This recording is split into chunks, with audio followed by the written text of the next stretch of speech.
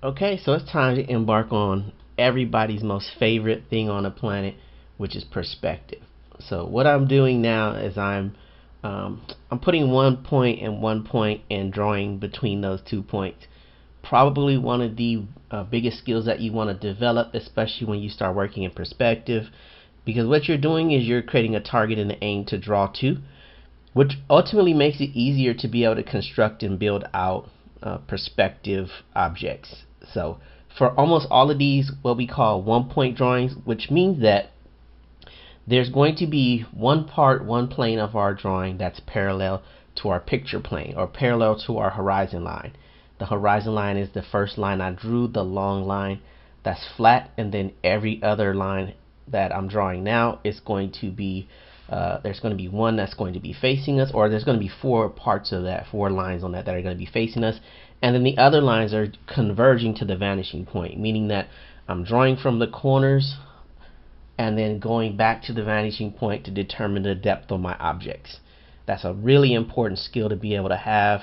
Again, we're not using any rulers with any of these drawings. We're trying to train our arms to effectively draw to where we want to draw to.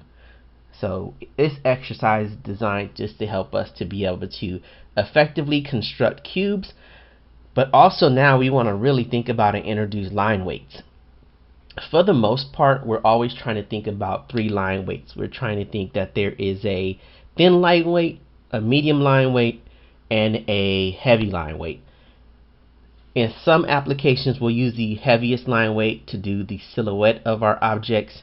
We'll use a medium line weight for the convergent lines, and then we're using the lightest line weight to do all of the lines that draw to the vanishing point, so that effectively those eventually optically sort of disappear. They don't completely disappear, but they kind of sort of disappear. But we want to draw our lines to vanishing points for these exercises, just to try to make sure that we're visualizing and we're training our arm to draw to vanishing points. Again, we're going to do this with both Prismacolor and we're going to do this with our pens. When we're using Prismacolor, again, we want to keep our pencil sharpened. Every once in a while, give the pencil a sharpen when it starts to look a little bit fuzzy and the lines start to get really thick, and they get thick without you wanting them to be thick, then you probably need to sharpen your pencil. These are wax-based pencils, and they will lose their tip really quickly, especially if you draw heavy. If you have like monster strength, you have to develop some degree of tenderness with your paper. So the best thing to do is to think of your paper as, you're holding a baby and you're trying to lotion a baby. You do not slap lotion on a baby. You don't. I hope you don't. You want to lightly apply that. So you want to develop different degrees of pressure when you're drawing. And our approach is really not that much different between if we're using the markers, the pens, or Prismacolor. And later, if you decide to, when you're drawing outside this class, you start using pencils, you're effectively using the same concepts, the same techniques, the same motor skills. So you're not trying to do anything different. You're effectively deciding on that I'm controlling the application of pressure so that I can give my drawings emphasis where I decide I want to. So the difference and the reason that we have three line weights with our pens is so that we can do a very light line with the lightest pen, which is probably, for me, it's a 1.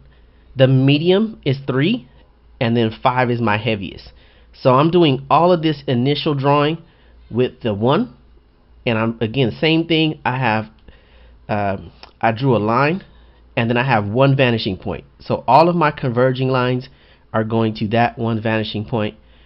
As you can see, that I typically will draw the front facing part first, and then I'll draw my converging lines. It's by far the easiest, most effective way of doing it.